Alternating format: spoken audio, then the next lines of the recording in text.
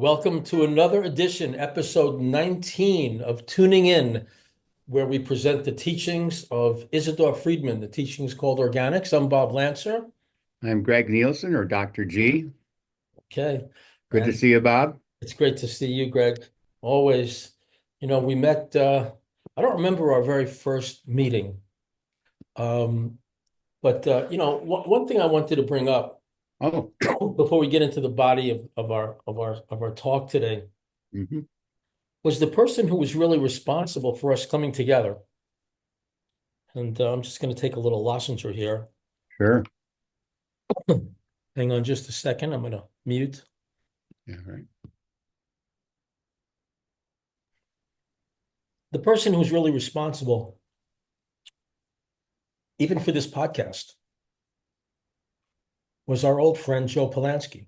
Oh, yeah, definitely. Yes, You, sir. Joe was the one who first introduced me to Isidore Uh-huh. when he was a beach guard and I was a lifeguard.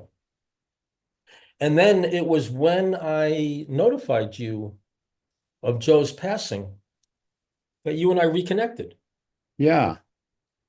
And that's when we got the idea. Now, your history, you and Joe, you wrote a book together, didn't you?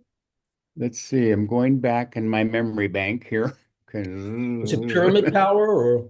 Okay, Pendulum Power. Pendulum Power was the book we wrote together. I wrote a book for Inner Traditions International, Pyramid Power before that. Okay. And yeah, we were all connected at that time. And he, of course, was very active with the pendulum. And so when it was presented to us by a gentleman named Ehud Sperling, who's still the publisher of Barron Company and so on, uh, we thought we should do it together, which we did. Yeah. What was it So like? What was it like working with Joe? Because Joe was so when I first started studying with Isidore, Joe was living with him. He yeah, I was. don't remember that. It was probably in what they call Seagate Mhm, in Brooklyn. mhm. But no, we came up with the chapter headings, which was kind of like our outline. And we just split it 50-50. We felt comfortable doing he felt comfortable doing those. I felt comfortable doing these. I can't remember which ones are which. Mhm. When you read the book, it's kind of hard to tell. The styles sort of work together. Uh, Isidore was the connecting link, probably, of the way that you both used language. yes, definitely with the background in general semantics and so on.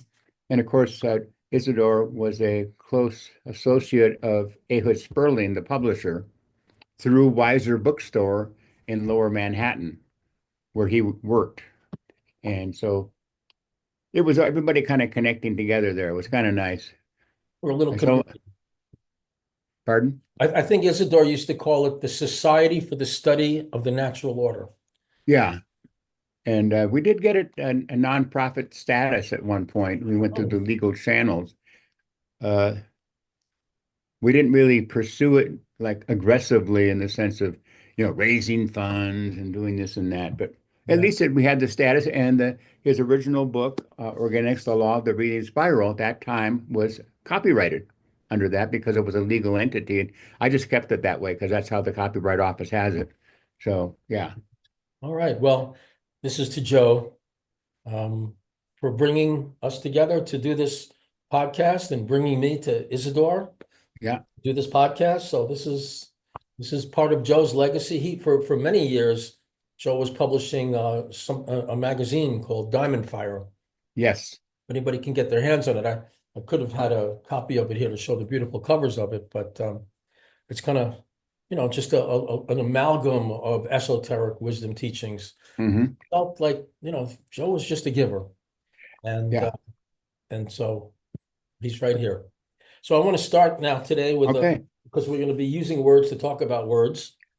So Yeah. It's a Isidore real talked a lot tricky. It's about. really tricky. Yeah, well, We'll just emanate it through thought, but even that's word sometimes. that's right. So I'm going to read from Okay. Organic's Wisdom book, which you recently published, Yeah. republished, and Hmm. expanded edition. And this is called Star Launch 30. And Hmm. Isidore's poetry is quite different. Well, in some ways, it's quite different from his prose writing seems Oh to yeah. go to a higher, deeper level.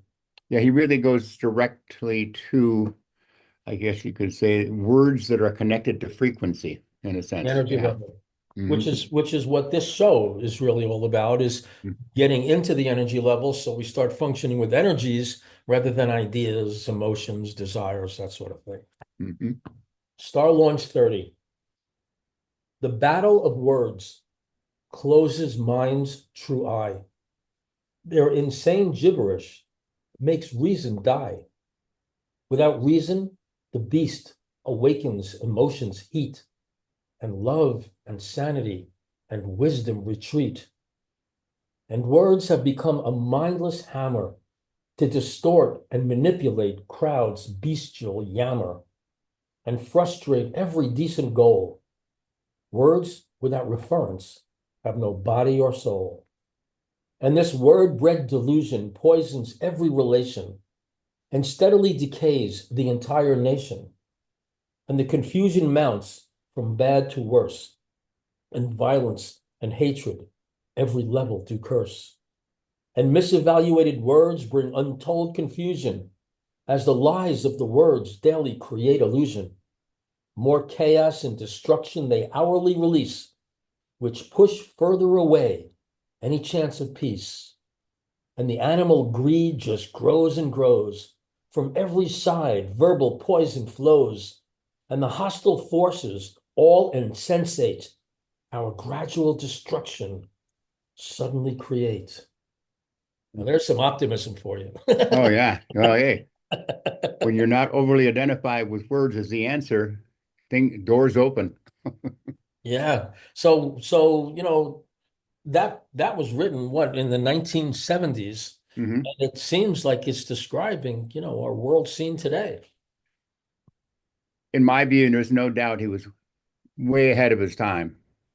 And I think I might have mentioned this in another podcast, but when at that point when I would read these things and he would talk about it in class or one-on-one sessions, I used to walk away thinking, boy, that guy's awful negative. And it because I really didn't see. I mean, I was a beginner. Mhm. Uh, I, it really wasn't. It was very optimistic in the sense of having skills that you could develop, but still looking at the landscape of the situation is Mhm. even more so today than it was then.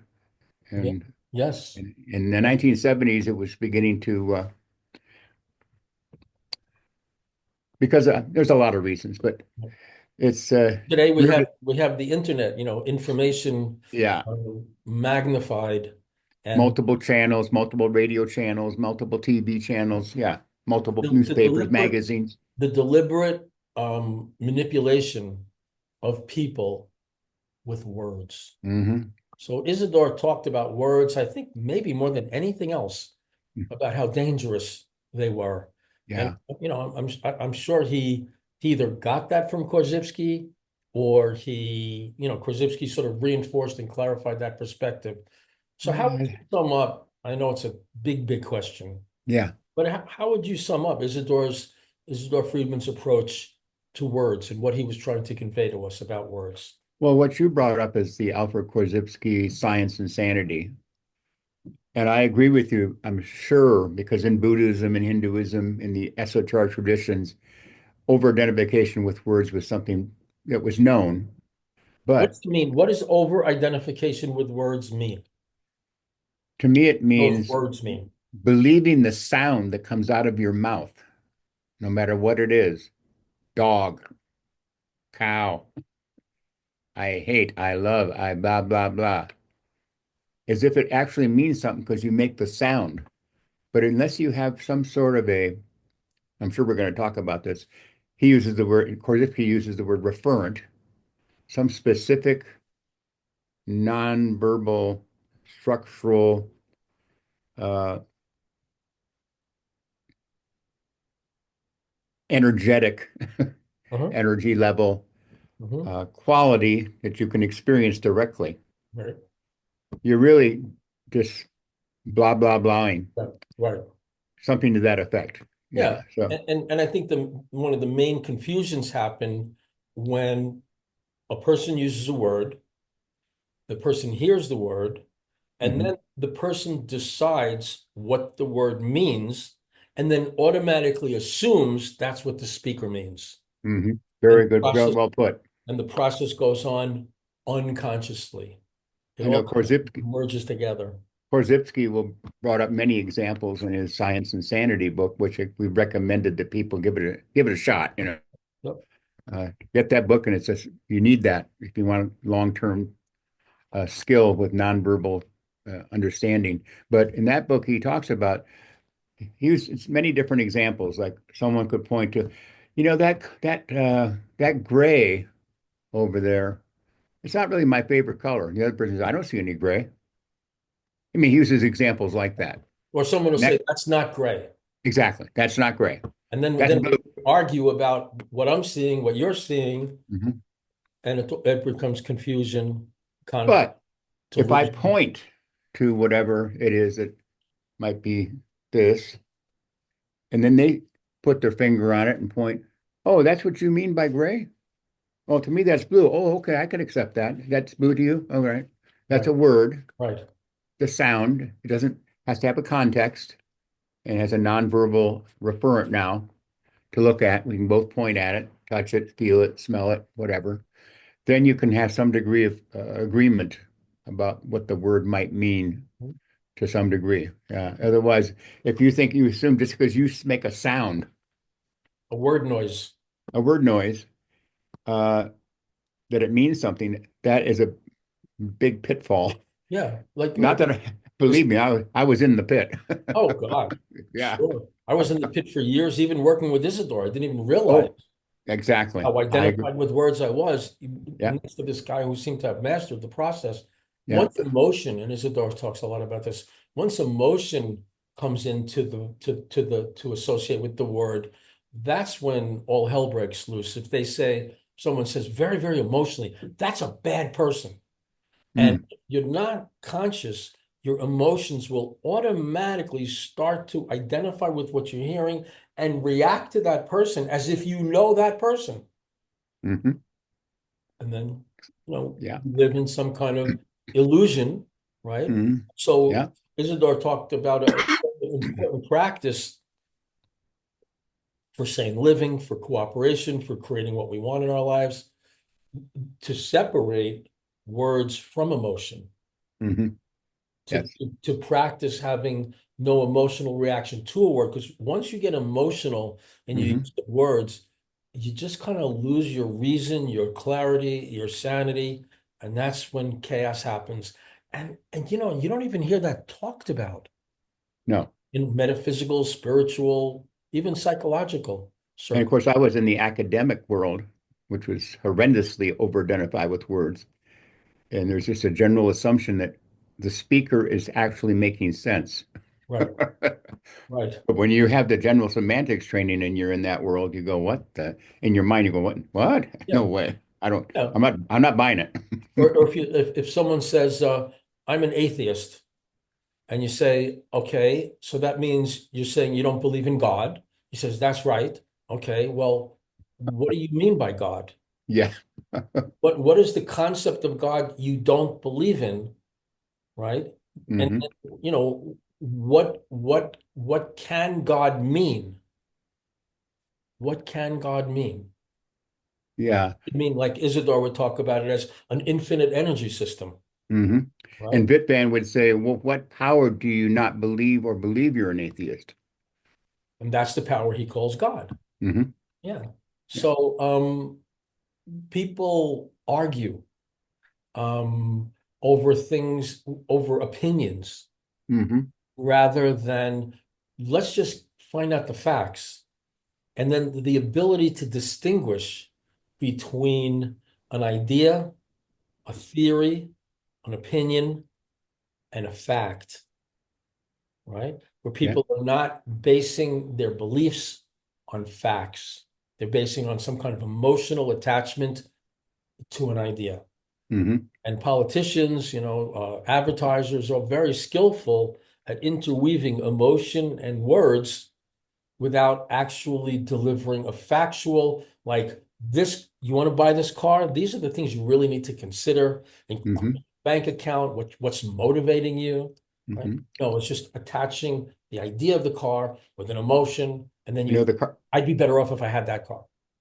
I mean, the car I have now, I spent actually several months researching the car. Not that it guarantees anything, but I looked at the consumer report. I looked at the various other gathering facts, Yep. fact finding, And you looking at, still know, even then, hmm you don't know no, because car one, whatever brand it is, it's still a unique individual car that has unique individual experiences, and you can't 100% predict how that car is going to function based on past studies. yeah, car one is not car two, is not car three. So despite all of that, you still have to go see, touch, smell, drive that particular car. Mhm. And then you go with the vibrational. Once you There's a touch lot of factors that go into it, timing, yeah. cost, quality, reputation, But it's actually. also the most Yeah, fundamental level is that energy level. exactly. You feel, and even then, Isidore would say there's still an X factor. Oh, There's yes. still stuff, there's still insufficient data. You still don't 100% know. No matter how convinced you might feel, factually, you don't yet know. And when we start to clarify that, when we start to separate, distinguish between what we really know and what we don't know, that awakens the gnosis. hmm That awakens the ability to know. Because at least like Socrates used to say, I know I don't know. Yeah, yeah. And that starts to awaken when we realize that the difference between a belief and an actual knowledge. And so we see in religion, kids, they're indoctrinated for like the first 6 years of their life to believe in belief instead of finding out the truth, pursuing the truth of the matter for themselves. hmm Yeah. And told, you're going to go to hell if you don't do this. There's a lot of emotion behind it. Instead of them, I don't know if that's true. Yeah, and then the opposite, you're going to go to hell if you're really good, and of course, then you get Heaven, a what heaven. is You go what to is really good? good. Oh, heaven. I mean, well, I was kind of leading to my point. Even when you are pursuing good, it's just it doesn't mean any. It's what's good. So you're in a hell of a kind Mhm. because you deluded yourself into thinking, if I do this and do this and do this, I'm good and I'll Right, go to heaven. But right, that's a form of hell. right. Well, yeah, because you have to observe the facts of the situation to Yeah. be able to make a determination of what choice to make. And then from your experience, you look at what happened, right? And you see, okay, well, what's the cause and effect relationship here? Here's what I did, here's what happened, right? Oh, so maybe I need to change course. Even though I believe what I did was good, it didn't actually work. hmm The road to hell is paved with good intentions. Yeah. You have to make the transition to being functional, as we've talked about many times, to have the skill to do what it is you're going to do based on a lot of things we've talked about, STEM universe and all that kind of thing, the energy in the situation, the timing of the situation, the circumstance, using all the different things we've discussed over the last, Mhm, 18, 19 episodes now. And so when you do that, it's a whole different world because you're navigating mhm, as opposed to being mechanical mhm, and automatic, thinking you know when you don't. mhm. Yeah, So, or being run by what other people say rather than I think if you're a truth seeker, you have to get to the truth, you have to be able to penetrate through the miasma of words. People will yeah, tell you if you do that, that makes you a bad person. And then a person starts thinking, is that true? Do I know? Does that person know? What am I left with? The only thing I'm really left with is to actually experiment and find out for myself how this works. And when you're experimenting, it's progressive approximation. You experiment by degrees. You don't just jump into the water to find out if it's cold. yeah, To move in a direction where you have time to observe the facts, digest the facts, come up with another approach. yeah. That's how we learn. That's the functional path of doing it's conscious. Yeah. But how Yeah. many of us have been controlled, manipulated by the emotional use of words of the people in our life, whether it's parents or, Oh, yeah. you know, Oh, you better do that. If you don't do that, you're not a good son. Yeah. It's like, well, I don't know that that necessarily makes me not a good son. Just because you say it doesn't mean it's true. Or just because somebody says, I'll meet you at 5 o'clock. Just because they say it, it doesn't mean it's true. And then Hmm. you up at 5 o'clock, they didn't come. You say, oh my God, they're this and that. But you know what? If you step backwards, I took a risk. They said they were going to do it, but that doesn't mean they're definitely going to do it. So I'm prepared in case Yes. it doesn't happen. And those people who tend to be on the quote late side, whatever that means, maybe that's not their word. I always bring a book. Yeah, I bring a book to read with words. that's right. So you're not And so using, I'm busy with something. I'm not antagonizing myself or overreacting emotionally. right. We're not here on time, obsessing, like, look. So it's like the phrase, that person just wasted my time. Hmm. It's impossible for someone. It's your time to use as you see fit. Hmm. If you sit around just, feeling frustrated and thinking about what a waste of time this is, you're wasting your own time. But Yeah. And the words, you think it's the other person. then I've had people in my life, and that's fine. Sometimes they'll say, "Oh, I'm so sorry," and of course, you don't have to be sorry. And I'll start joking around. I said, "You work on a different time scale. I mean, it's okay." I mean, I have the obsessive American time thing. I mean, it's very functional. It's practical too. It's useful. But like you said, it's my own decision. It's my time to choose the way I want to do it. Yeah. And I may joke and say, you're working on a Brazilian time. In Brazil, it's a whole different thing. If people are late 2 hours, they figure they're on time. It's just whatever that means. Uh-huh. It's a different cultural pattern, a belief system. Yeah. Yeah. Yeah. So what we're really talking about here, I think, is to become conscious of your relationship with words, Hmm. how you're responding to a word, what's going through your mind when you hear a word. Also, self-talk. You could tell yourself, "Oh, I'm Oh, lazy," or "I'm a procrastinator." People tell me they're procrastinating. I say, "You're not procrastinating. You just don't know how to manifest the behavior that you want. If hmm. there's something you want to do, you think it's necessary or good for you to do, and you don't have the motivation or the energy to do it right now, you'll find that you do have the energy and motivation to visualize yourself doing it.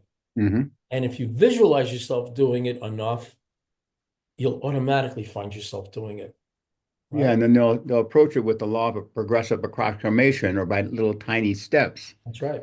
and it starts to evolve, build, create, Exactly. come into manifestation, whatever way you want to say it, and it's not a big deal.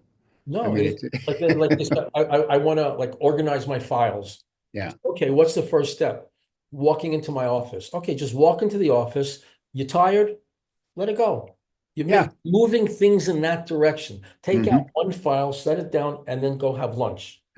And then That's you, a good idea. I think I'll have dinner after this. No. yeah.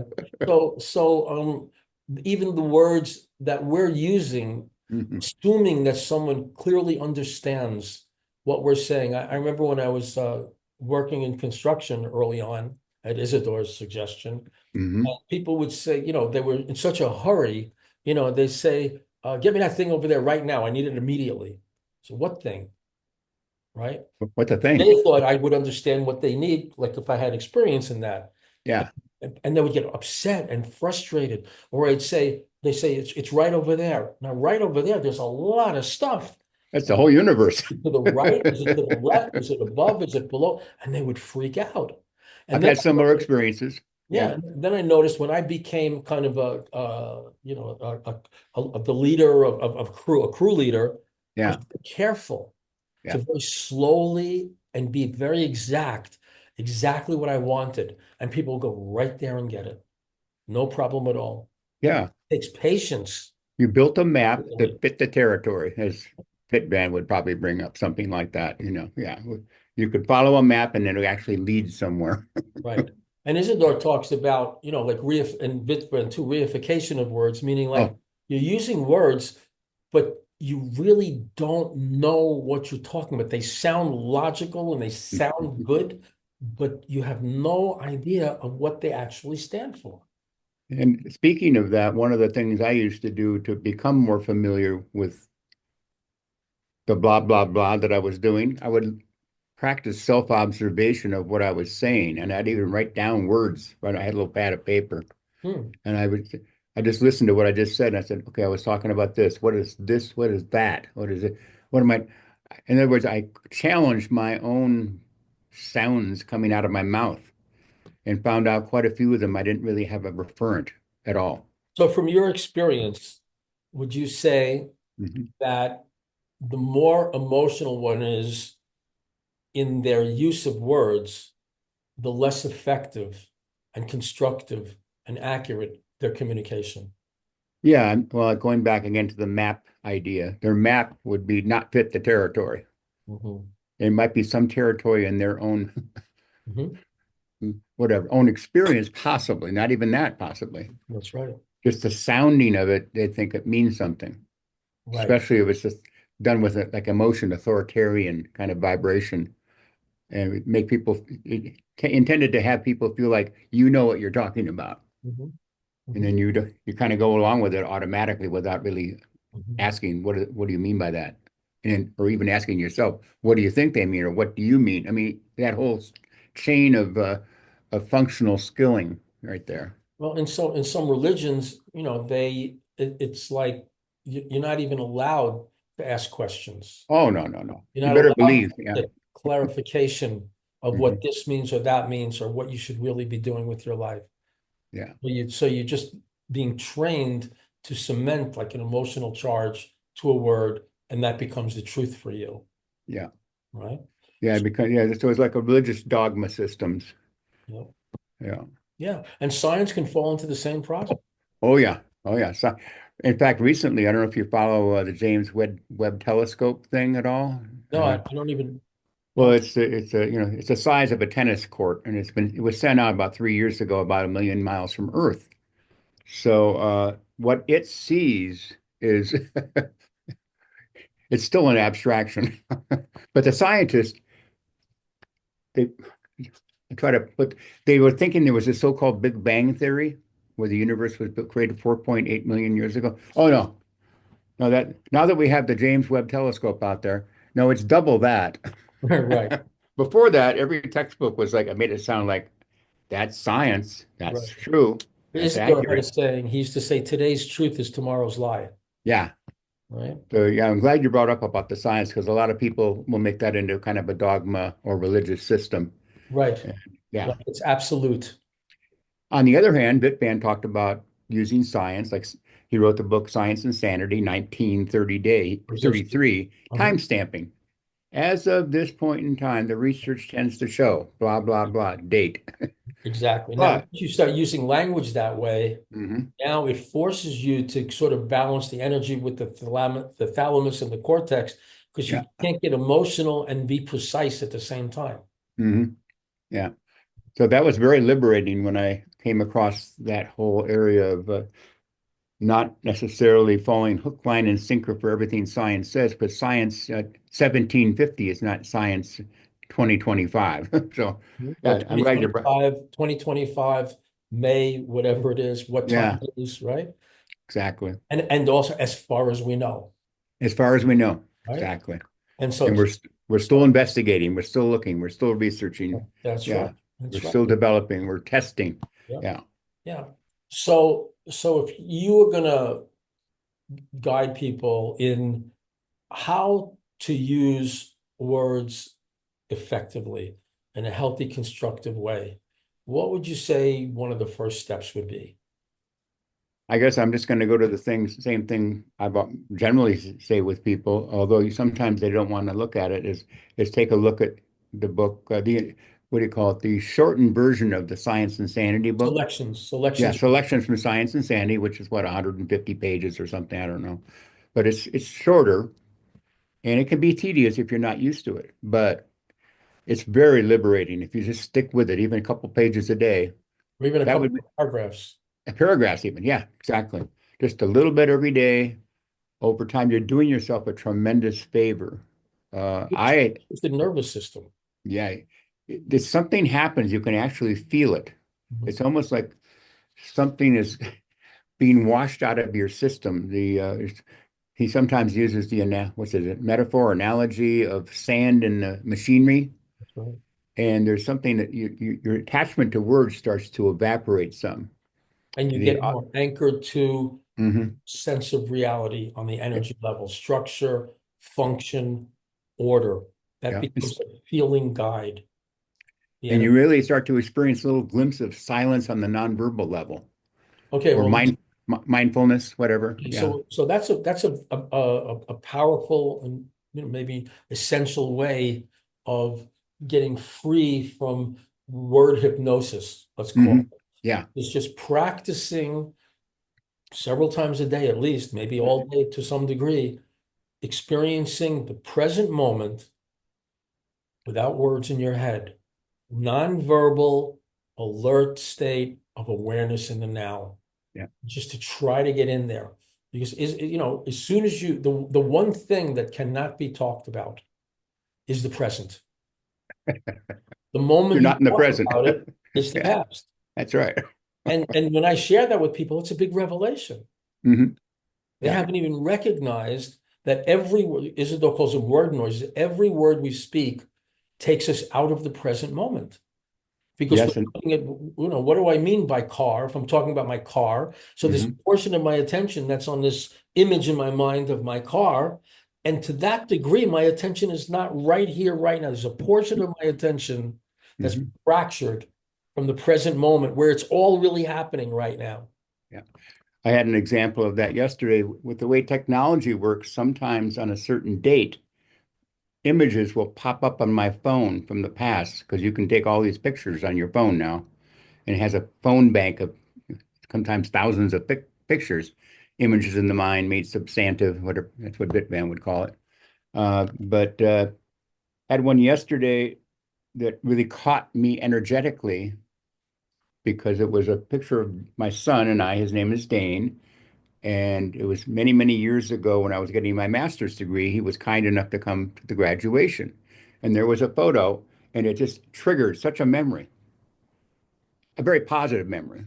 But I saw myself being swept into a vortex of memory. Semantic reaction. Yeah, it had a semantic reaction. It was pleasant, Mhm. but I realized, do you want to stay there for the rest of the day? Do you want to live there? No. Let's return. Let's return more to the moment. Mhm. Because if you're And living how in do the you, past, and to return to the moment, you mhm, had to let go yeah, of the emotional charge. I let go of it.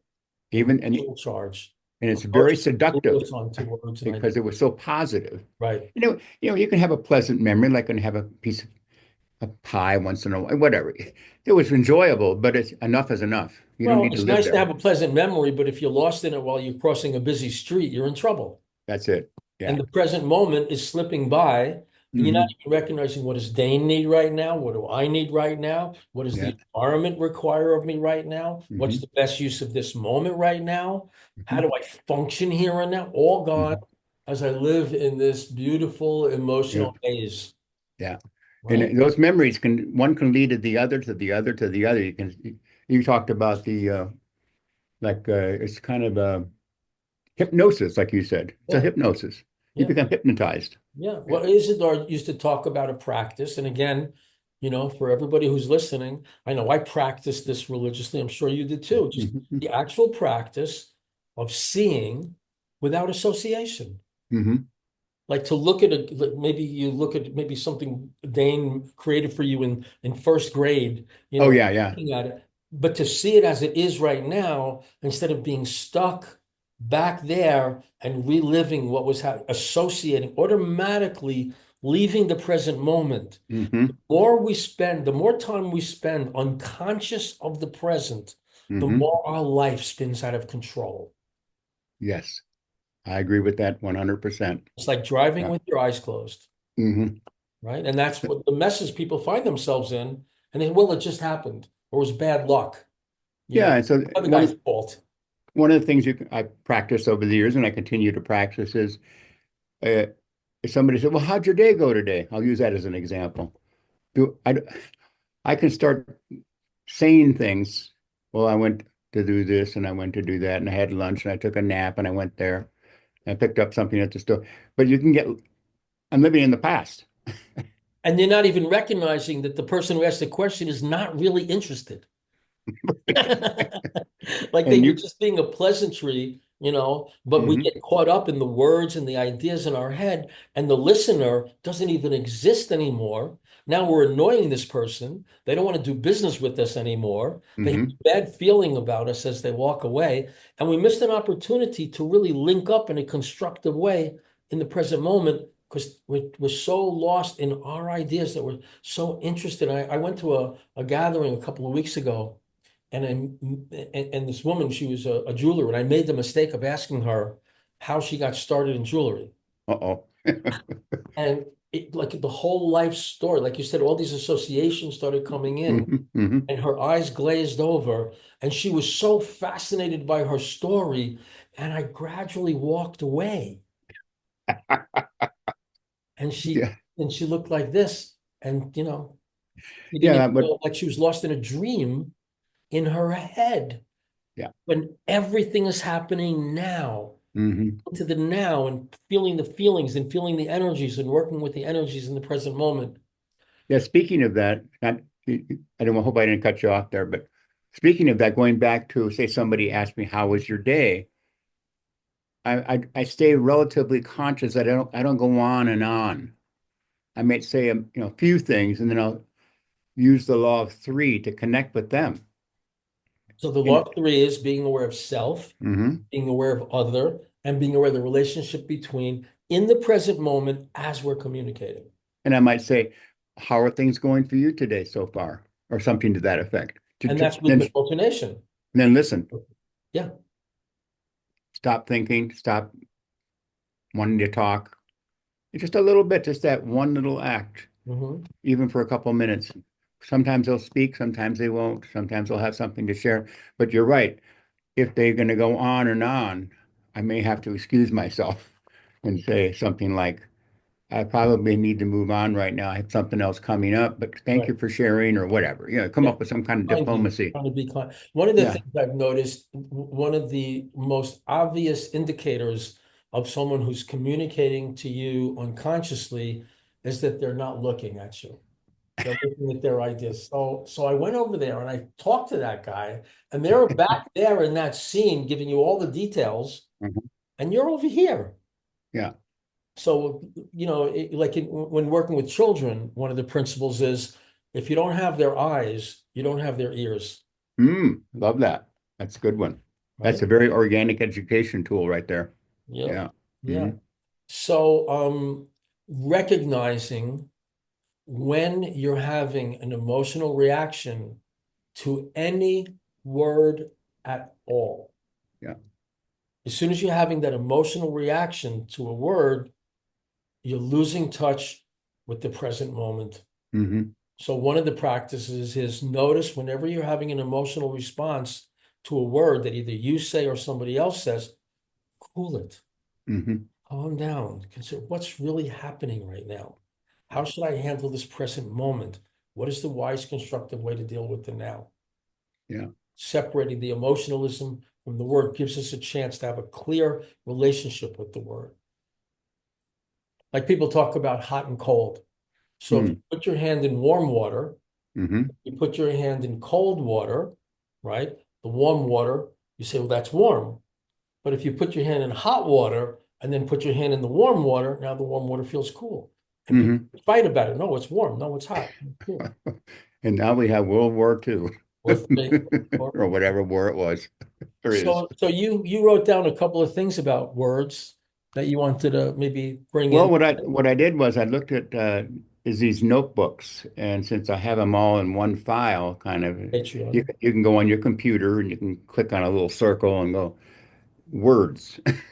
And so a few things came up out of one of his notebooks, and it's what we've been talking about. Let's see here. Let me just pick one.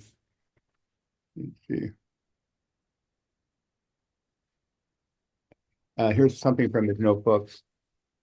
If a person will not or cannot see the total relativity and plural meaning, and he has the word meaning in quotation marks, which is a tool for asking what's your referent for the word meaning, he will be a constant sore spot to both himself and others.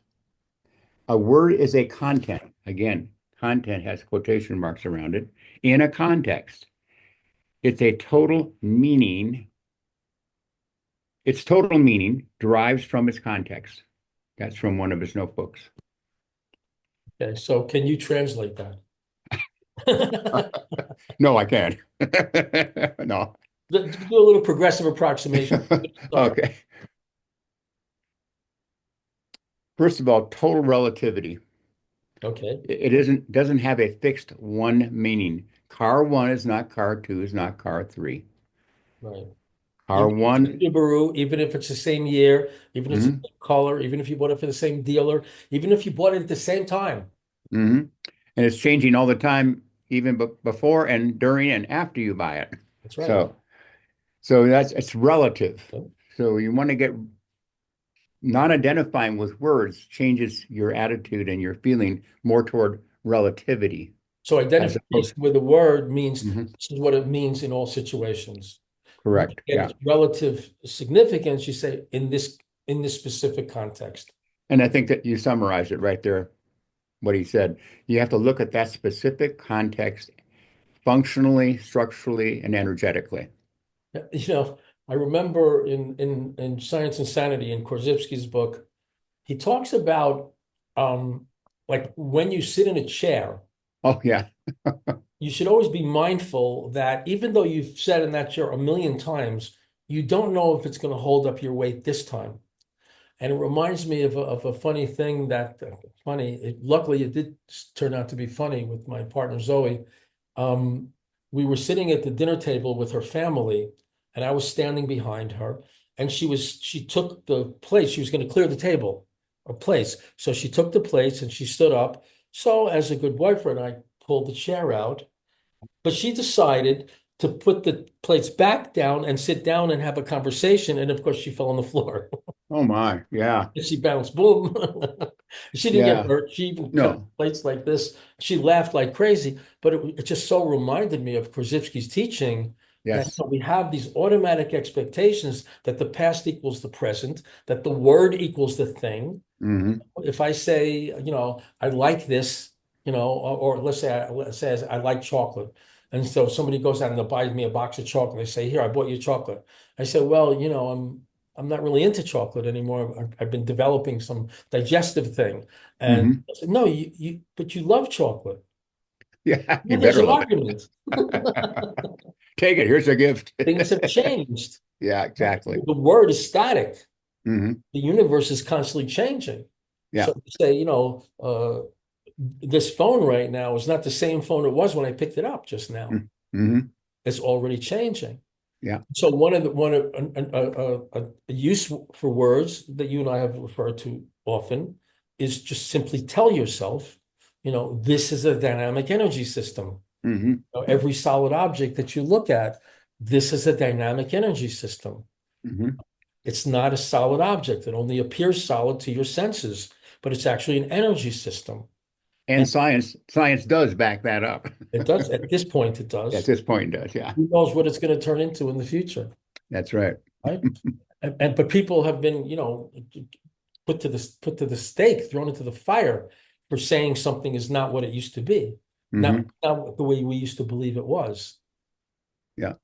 Um, One of the practices that Isidore would emphasize is being, again, non-reactive, Yeah. not emotionally reactive when you hear a word, no matter what the word is. They can call you a bloppity blop, right? No Yeah. matter what the word is, once you have that automatic reaction to a word, you've left the present moment, you're driving your car blindfolded, Hmm. right? And you lose a lot of energy in that emotional reaction. Yeah, and it really does. It's very liberating. I have memories years and years ago. I had a boss once would, Nielsen, you're an idiot. Yeah. Now, in the earlier phase of the job, that kind of bothered me. Like, huh? Then of course, my training came in. So I said, I'm not, when he doesn't know what the word means, I don't know what he means by that word anyway. So Yeah, why do I want to react to that? that's right. So I got to the point where I would say, well, if he does it next time, I'm just gonna not react. Yeah, yeah. Nielsen, you're an idiot. Okay, whatever you say. Whatever Like you say, not boss. I like don't like a have. wind that went by. Yeah, well, there's a story of the Buddha walking down a path and with his disciples with him, and some irate guy comes out and he just starts calling the Buddha every single name in the book. You're this, Mm, you're that, you're this. And the Buddha's just like this. And then finally the man gets tired and walks away. And one of the Buddha's disciples comes up to him and he says, Master, why did you allow him to speak to you that way? yeah. Buddha says, if someone offers you a gift, Mm, you don't accept it. It's yeah. not yours. Yeah. And that was kind of what happened that time. Interestingly enough, later that day, he did apologize. Well, maybe I that by the didn't energy expect him level. to, but he said, you're really not an idiot. I just get upset. And Yeah, I said, well, no, don't worry about it. Don't worry about it. but you know what might have contributed Yeah. doing that? One of the things that I've noticed, observed in my experience, is that consciousness radiates. Hmm. And so when you make a conscious choice of how to function in a given moment, you're going to Yeah. function consciously. When you bring more awareness into how you're functioning, that awareness radiates into your environment and everybody becomes a little more aware. Hmm. Hmm. Some people more than others, it may not even be Yeah. a noticeable degree, but the more consciousness, the more awareness we bring into a situation, the more aware other people are, meaning there's less accidents, people are less accident prone, people are more efficient. They Yeah. see, how to function in that given moment more effectively. So just becoming more present in the now Hmm. lifts other people's awareness and it can become global, right? Oh, yeah. No, it's like broadcasting frequency Right. band, and energy transforms other energy on a different level, on relatively speaking, Yeah. so yeah.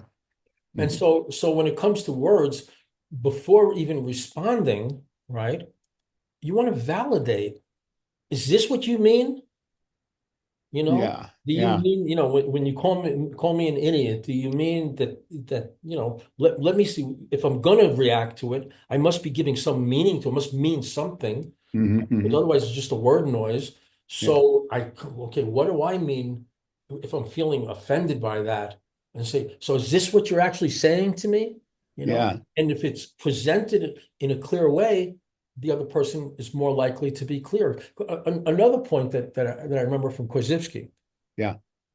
where he talks about how when a human being is involved in solving a mathematical problem, and they're functioning mathematically, that's when their nervous system is at optimum level. Hmm. You can't solve a math problem when you're emotional, That's a real funny thing. right?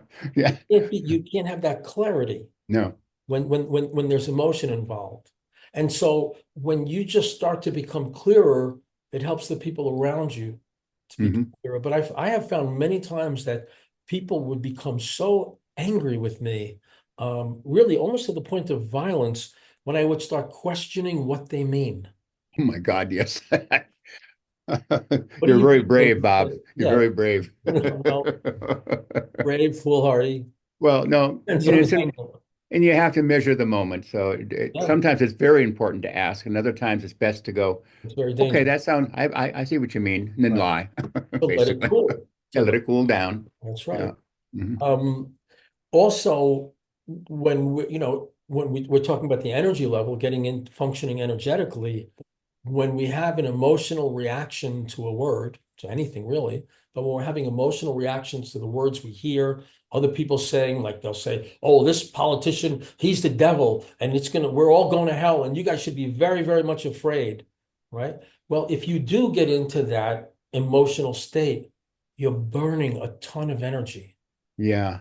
And then Yeah. you're not going to have the energy to function well because it takes high level of energy to be aware and to function effectively. Hmm. Um, I'm glad you said that because managing your energy, if you desire to be more conscious, is vital.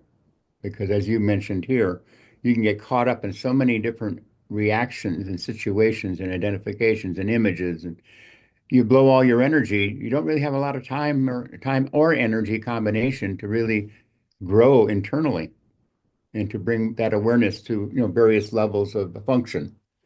And Interesting, interesting. yeah. So I love the way you just put that. Oh, Um, yeah. because, well, don't take that too seriously because you just No, I don't want to overreact. but, because we can be so manipulated, someone Oh can yeah. manipulate us so easily with words. Oh Um, yeah. Maria Montessori, the great child development Yes. visionary, Yeah. used to say, be very, very careful, very gingerly, very measured in your use of praise of the Yes. child, because otherwise the child gets confused and thinks, well, my basic GPS is pleasing other people, getting Hmm. them to say they like what I did rather than me enjoying the actual functioning of what I'm doing. And of course, Rizzi writes about this in Organic Education, avoiding too much praise or too much blame or minimal on either side, because you can get the other way too. You can start criticizing, blaming, criticizing. You don't do it very well. You didn't practice enough. You didn't, as opposed to this organic moment, being an energy person. It could be a second, could be a minute, could be an hour, whatever you're doing, but you're learning by function, by doing it in the moment, in the present. Right. Yeah. And so when you talked about having the energy we need to grow, Yeah. remember when I first started working with Isidore, I would find myself so fatigued. I Yeah. need to, like, especially after a lesson with him, Oh I yeah. take a long nap. And Hmm. what I subsequently learned in the Kabbalah, it talks about what's called corporeal intelligence, Hmm. where the physical body, as we go through our changes in consciousness, Yes. just practicing being more aware, we're actually transforming our physical body to be a receptacle for higher consciousness. We're Yeah. going, and just like a child, they do the most growing when they're asleep. We Yeah. need to make sure if that we're not pushing past fatigue because we're actually regenerating our physiology Hmm. to house more intelligent functioning. Very well put. And I have another example of that for me today. For the last number of years, about every 2 weeks, I have an acupuncture treatment where you put the little needles in there, and it's almost like you're meditating. The vibe, it realigns your energy to some extent, just through the different energy lines. And so usually I'd allow time afterward to allow my body to absorb Oh, what you described. yes. If I start running around like a chicken with a head cut off, it's just Right. not a wise thing to Right after the do. treatment, you use up all the energy. Exactly. Yeah, But that's I it. go home, usually, don't make a lot of stops, rest, relax, take a nap, let my body absorb the cellular level, the quality of that transformative energy, which is fantastic. It's very healing. And it's a common think pattern that I observe in people where as soon as they start feeling like ill or off, they have to rush to the urgent care unit. Mm, All they really need is a nap. yeah. Yeah, the emotional reaction is like a panic. Right. And of Right. course, then go to the ER, go to whatever, see a doctor tomorrow. Sometimes it may be from time to time that may be a wise thing, depending. So, but So, yeah, so we've talked about how using a plethora of words, right, yeah, can take you out of the now, can kind of make you unconscious. oh yeah, When you're using words, to the degree that you're using words, you're less conscious. Um, an exercise that I give people to experience that is I'll say, like, take a common object, in your environment and really look at it like this pencil and hmm really see it, look at all the details, examine it closely. And they'll do it. And then I'll say, okay, now do it the same thing. Really look at the details as you tell me your name and address. And as they're telling me their name and address, they notice, wow, my vision blurs. hmm As I'm using words and using thought, I'm losing awareness hmm in the now. So I might not notice while I'm talking maybe to my kid that I'm using a tone that's just too harsh, or that I'm yeah, using a tone that's too placating and put yeah, me in a weaker power position. yes, they're very Just well without said. me. And then so words, we have to be very even more intent on being aware when we're using words, for one thing. That's a training, right? That's Hmm. practice. The other thing that words do is every word we speak uses energy. Mm. And so one of the rules of magic, the four rules of magic is to know, to will, to dare, and to be silent. Hmm. As he used to say, when all is said and done, much is said and little is done, Hmm. right? So words use Right. everything. And I'm like, I'm in a phase in my life where I'm very grateful because I'm living alone, quotation marks around the word alone. Mhm. And it gives you, you don't have to expend much energy on other things when you have your choices to yourself. So I'm just enjoying this phase, whatever it might be now, because it allows you to have more silence, more take a nap when you want to take a nap, eat when you want to eat, get up when you want to get. I mean, you get the idea. Yeah, well, you get to concentrate on your inner guidance. You're not Yes. having to coordinate with anyone else. And so you Hmm. really focus on meeting your own needs in the best way possible. But just for clarification purposes, Yeah. and I think I know the answer to this, but Yeah. why did you put alone in quotes? Oh, that was something that Korzybski talked about. And you see But what what people, what else is going on there? That when you say alone, well, okay, because why some is it not people, really why are you not really alone? because a lot of people have an association. Oh, you live alone. Oh, don't you get lonely? I hear this from people. I go, well, not really. No, not. So there's a cultural, societal belief system that if you have your own place, you live, quote, live alone, that you must be a lonely person, that you're desperate for something else other than being in the moment But and we could take enjoying. it, we could go even further with that. Yeah. Say, well, I'm saying I'm living alone, but I'm not alone all the time. No, no. I occupy a home and no one else is occupying it with me, or I don't live with anyone, but I'm Yeah. entirely alone. Right. There's also on the energy level, we're all one, we're all Hmm. connected. There is no such Yeah. thing as alone.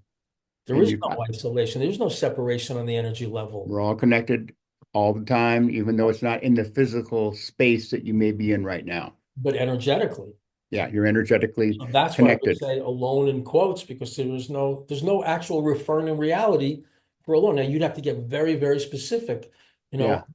know, today I was not living alone. Today you were not living alone. You probably interacted with someone.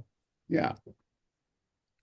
But someone The gets this idea, oh my God, I all interacted with the acupuncturist to put the needles in me. alone. That's We and, had a nice conversation about her daughter. and that takes away alone. Yeah. That's why alone has to be in quotes. Now, many Mm. people would think, well, this is hair splitting and nitpicking. Yeah. No. Really a key to the gnosis, Yeah. to awakening to true perception on the energy level, to really get in touch with reality and function not from ideas and desires. Like someone today was saying, she talking to her, her associate, and her associate was saying, right now financially I'm a little tight, so I think I'm going to let go of, going to this thing and going to that thing, to conserve my money. She said, oh, no, no, no. That's living in lack. You got to go and do those things. You got to do all the things you want to do. Hmm. Money will, that's how you live in abundance. Or it's like the saying people say, well, you got to spend money to make money. Mm. It's ridiculous. You Yeah. spend money, you just spent some money. You didn't make any money when you bought the food, when you bought the perfume, or Right. when you bought the lamp, or. Yeah. Now, if you want to talk about, investing carefully and shrewdly and frugally, Hmm. sure, that's one. But just these basic general statements, Yeah. we'll say, well, God is love. Say, well, okay, I can understand that, but what do you really mean by that? What Yeah. about when a child is going hungry? How is God love? Right? And they might not have now I can have a referent Yeah. understanding the cosmic process and that the Hmm. soul is going through exactly what it needs to go through for its unfoldment. And even when we go through what seems like it's the very worst thing that can happen, when we write it out, we find out it really was an incredible blessing and it Yes. benefited Yeah. us immensely or burned our Hmm. karma, Yeah. right? Yeah. But saying God is love, so you shouldn't care, right? Just blanket statements. Yeah. So by being careful with words, being more conscious of our use of words, we're not so easily misled. We're not so easily manipulated. We can be more aware in the now, which is where we're actually functioning to Hmm. make now work. And we conserve our energy. People who talk. If they are doing a lot, they must be completely exhausted and running down their body big time. Yeah, yeah. Measure. I think it summed it up pretty well. All right. Well, here we are. That was a quick hour. Whew. Little drama. Well, Greg, Yeah, what would you like to share as our closing message for this evening? I'm going to reiterate basically what we were talking about with words. Take to heart some of the things we discussed. Give it a try. Buy Science and Sanity. What's the introduction to Science and Sanity or Elections. selection? Thank you. A paragraph, like you said, a day or a week. Just inch through it and become more conscious of the words that you use and the words that you listen to, the words you read, the words you hear, the words people say in authority, so we're not an authority, and so on. Just give it a gentle try and And see what happens. mine would be, in addition to that, Yeah. practice being conscious of your present moment experience without words, Yes. words in your head, without thought. Just practice being aware in the now, a non-verbal, wordless state of Mhm. vivid awareness in the now. By the way, that's the theme of the next book by on organics. It's coming out this summer. The book is going to go to the book designer soon. It's almost done editing. So the book is loaded with Izzy's words about what you just talked about. My So, friend, yeah, okay. your brother in light, We did it. we've been together for many decades, right? Yes, A yeah. spiritual level, and I know we'll be together next time. I'm sure we'll be together last time. I'm looking forward to the future too. Yeah. Okay, the future. Exactly. Greg, I love I'm you. going to wear my Well, fingers out. I'll see you next time. Enjoy. Have a Thank good you. one. Adios. Adios.